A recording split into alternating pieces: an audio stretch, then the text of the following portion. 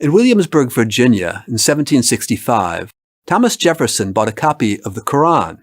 He put it in his law library, since for him, it was an inspired law book produced by one of the world's great legislators, Muhammad. From the 18th century onwards, many European and American leaders saw Muhammad as a symbol of justice and law. Napoleon was among them, as we shall see. Indeed, today, portrayal of Muhammad as one of 18 lawgivers graces the frieze in the central chamber of the U.S. Supreme Court, meant to incarnate the principles of justice that the court upholds. I'm John Tolan, professor of history at the University of Nantes in France. For over 30 years, I've been researching the intertwined histories of Jews, Christians, and Muslims in Europe and the Mediterranean world. This video is based on a chapter of my recent book, Faces of the Prophet, A History of Western Portrayals of Muhammad. In the book, I show that while many Europeans from the Middle Ages to today had a negative, polemical perception of Muhammad, others looked on him with fascination and admiration. Let's get back then to Jefferson's Quran. It was a copy of the translation by George Sale, published in London in 1734. Earlier translations of the Quran into Latin, French, English, and other European languages explained that they translated the Muslim holy book in order to refute it, to expose Islam as fallacious. Sale, on the contrary, sought to faithfully render the spirit and letter of the Quran, which he saw as the work of a brilliant, inspired religious reformer, Muhammad. In his introduction, Sale traced the early history of Islam and idealized the prophet as an iconoclastic, anti-clerical reformer who had quashed the power of a corrupt and avaricious clergy and banished the superstitious beliefs and practices of early Christians. They take their priests and their monks for their lords besides God and Christ the Son of Mary. Although they are commanded to worship God only, there is no God but He. Sale's translation was widely read and appreciated in England, particularly by those who sought to limit the power of the Anglican Church. Muhammad had become a symbol of anti-clerical republicanism. Sale's translation was influential outside of England as well. We saw that Thomas Jefferson bought a copy in 1765. It helped him conceive of a philosophical deism which surpassed confessional boundaries.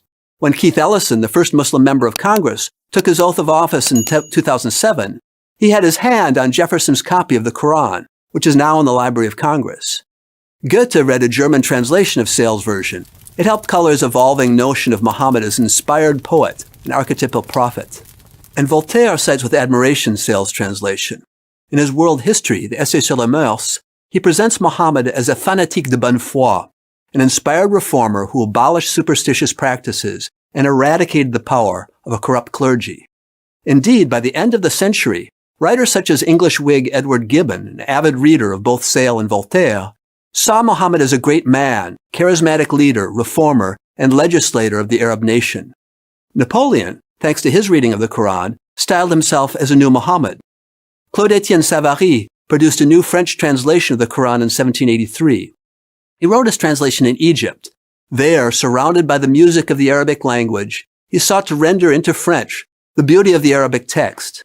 Like Sale, he wrote a long introduction in which he presents Muhammad as a great, extraordinary man, a genius on the battlefield, and a man who knew how to inspire loyalty among his followers. Napoleon read this translation on the ship that took him to Egypt in 1798. He took inspiration from Savary's portrait of Muhammad as a brilliant general, sage lawgiver, and charismatic leader. Napoleon sought to be a new Muhammad and hoped that Cairo's religious elite would accept him and his French soldiers as fellow Muslims come to liberate Egyptians from Ottoman tyranny. Napoleon even claimed that his own arrival in Egypt had been predicted in the Quran. If Bonaparte saw himself as a new Muhammad, he wasn't alone in that assessment. Goethe in 1806 proclaimed enthusiastically that the emperor was Der Mahomet der Welt, the Muhammad of the world, and Victor Hugo portrayed him as a Mahomet d'Occident, Muhammad of the West. Napoleon himself, at the end of his life, exiled by the British to the island of St. Helena, as he ruminated on his defeat, wrote about Muhammad, defended his legacy, and presented the prophet as a great man who changed the course of history. Napoleon saw in Muhammad qualities that resembled his own, conqueror and lawgiver, persuasive and charismatic, but recognized that Muhammad was far more successful, never being exiled to a cold, windswept island in the South Atlantic. Both Napoleon and Muhammad are represented among the 18 lawgivers in the frieze sculpted by Adolf Weinmann for the U.S. Supreme Court in 1935. Brandishing his law book, the Quran, the prophet stands between Christian emperors Justinian and Charlemagne. For Weinmann, the U.S. Supreme Court epitomizes universal principles of justice embodied by historical figures to diverse cultures, from ancient Egypt and China to 20th century America. The representation of Muhammad stands tall among these historical figures of law and justice, just as he had in the writings of Enlightenment authors like Voltaire and Jefferson. This is worth bearing in mind today, when Islamicist extremists claim to apply the law of the Prophet Muhammad, and right-wing nationalists in the US and Europe ignore the important role Islam has played in the making of Western culture.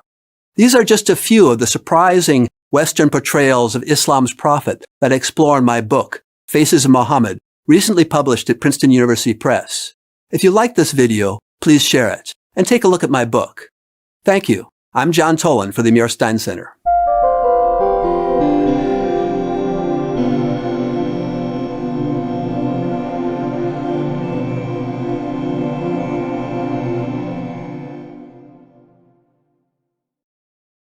If you want to see more content like this, make sure to like, share, subscribe, and hit the bell notification so you don't miss any new videos.